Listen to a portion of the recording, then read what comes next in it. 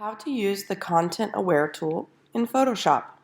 This is a picture of a giraffe that I took this summer in Nebraska. It's a pretty good picture. The color is nice, but there's some distracting leaves in the top corner that I'd like to get rid of. There's lots of choices of what we can actually use for this. We could use the cloning stamp.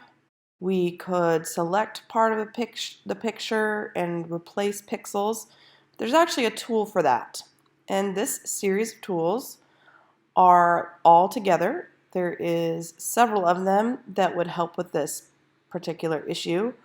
But today we're going to use the Content Aware and Move tool. And it is hidden underneath the Spot Healing Brush tool. There are several slight differences between these other tools. I'm going to zoom in so I can see what I'm doing a little bit closer. Now I'm back to selecting the Content Aware tool. First, I want to look to see where I want to use pixels from. I want to get rid of this green in the corner.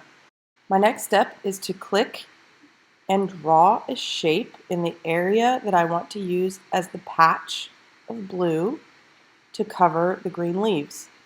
After I have the dancing ants or the selected area ready, I click and I drag it over to cover the leaves. If I feel like it looks good, I go to my options bar, I click the check mark to keep the changes. If I don't, I click no. I'm going to deselect the area so I can see in detail that that doesn't look strange. Now there's no longer green leaves in the top corner. Finally, I want to go ahead and save this image. I want to be sure and click File, Save As, so I do not save over the top of my original file.